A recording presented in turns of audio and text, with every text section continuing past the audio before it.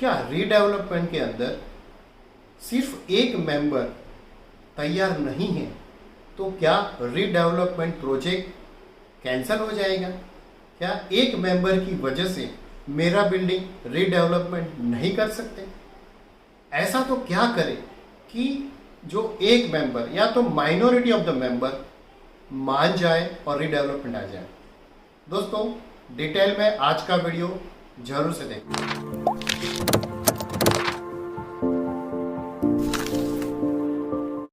Hi friends, मेरी BM info guide channel में आपका हार्दिक स्वागत है।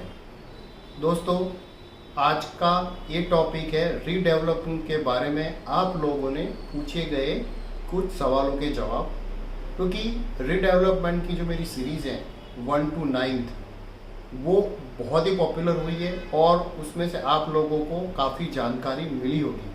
लेकिन फिर भी मेरे पास अक्सर बहुत सारे क्वेश्चन आते हैं, बाय मेल आता है, बाय व्हाट्सएप आता है और बाय कॉल आता है।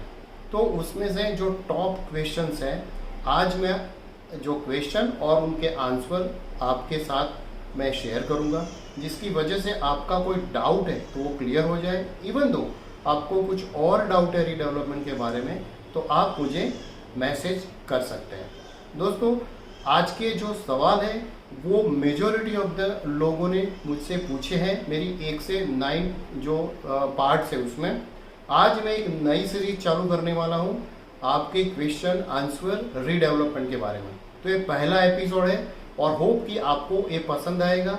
हर सैटरडे को मैं ऐसे ही आपके पूछे गए सवालों का जवाब दूंगा। दोस्तों, अभी तक आपने मेरी चैनल को सब्सक्राइब नहीं किया तो सब्सक्राइब कीजिए, लाइक कीजिए और दोस्तों के साथ शेयर कीजिए। दोस्तों, बहुत सारे लोग हैं कि जो मेरी चैनल देखते तो है लेकिन सब्सक्राइब नहीं करते हैं। तो आज आप जब वीडियो देखने के बाद आई बटन दबा के सब्सक्राइब कीजिए और आप दूसरों के साथ शेयर कीजिए। दोस्तों, सबसे पहला सवाल, मैं नाम नहीं दूंगा लेकिन जो क्वेश्चन है वो मैं समराइज किया है, उसका पहले तो क्वेश्चन और उसके बाद मैं जवाब दूंगा। सबसे पहले जो सवाल है कि क्या कितनी मेजॉरिटी ऑफ द पर्सन तैयार होने चाहिए, तो सबसे पहले मैं बताऊं कि मेजॉरिटी मीन्स 51%, बट रीडेवलपमेंट के लिए आपको कम से कम 75% होने चाहिए, जिसकी वजह से आप ये कर सकते हैं। उसके बाद दूसरा जो सवाल है कि जो रीडेवलपमेंट करते हैं इसमें स्ट्रक्चर स्टेबिलिटी रिक्वायर्ड है। तो yes, structure stability is mandatory for all the redevelopment of the building, क्योंकि रीडेवलपमेंट ऑफ द बिल्डिंग में मेजॉरिटी बिल्डिंग आती है कि जिसका 30 साल और उससे ज़्यादा हो चुका है और उसका स्ट्रक्चर नॉट रिपेयरेबल है, तो इट इज़ मैंडेटरी फॉर। दूसरा एक सवाल था कि is bank guarantee mandatory for the redevelopment?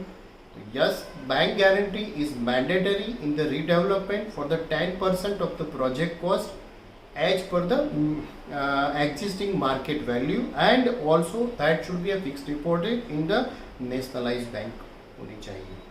What is the carpet area for the redevelopment? Carpet area of the redevelopment में मैं पहले सबसे बता दूं कि मिनिमम जो रीडेवलपमेंट होता है उसमें कारपेट एरिया स्पेशली बॉम्बे और महाराष्ट्र के बाद 300 स्क्वायर फीट मिनिमम होना चाहिए, तो ही वो रीडेवलपमेंट कैटेगरी में बनेगा। उसके बाद आता है कि how is FSI calculated for the redevelopment. FSI बहुत ही इम्पोर्टेंट कैलकुलेशन है फॉर द रीडेवलपमेंट। उसके लिए सेपरेट मैंने एक वीडियो बना दिया है, मैं आई बटन में रख दूंगा, आप जरूर से कर देना और डिस्क्रिप्शन बॉक्स में भी उसकी लिंक कर दूंगा। तो अगर किसी ने मेरे 1 से 8 पार्ट नहीं देखे हैं तो 7th नंबर का जो पार्ट है वो FSI कैलकुलेशन है, उसमें डिटेल में एग्जाम्पल के साथ मैंने बताया है कि आपका जो रीडेवलपमेंट होता है तो आपको कितनी जगह मिलेगी आपका टोटल एरिया में से, और एडिशनल जगह चाहिए तो आपको क्या क्या कर सकते हैं, उस पर डिटेल में वीडियो बनाए, आप जरूर से उसको वॉच कर देना। उसके बाद था कि is toilet include in the carpet area? तो yes, it is a usable area में आता है, तो वो एरिया भी आपके कारपेट एरिया में होगा और उसका रीडेवलपमेंट में कैलकुलेशन होता है। Is balcony is a part of carpet area? तो यस, बालकनी का भी पार्ट है, वो रीडेवलपमेंट के आपके जो कैलकुलेशन आता है उसमें FSI में कैलकुलेशन में आएगा और इस हिसाब से आपको उसका पार्ट मिलेगा। उसके बाद सबसे पहला है कि रीडेवलपमेंट रेरा के कम्स अंडर द रेरा।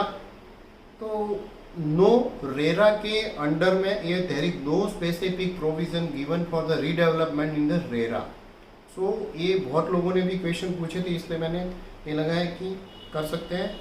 एक बहुत ही अहम सवाल था कि कोई एक पर्सन सपोज की सोसाइटी 20 लोगों की सोसाइटी है, 19 लोगों ने कंसेंट दे दिया, एक नहीं दे रहा है, तो क्या उससे रीडेवलपमेंट स्टॉप हो सकता है?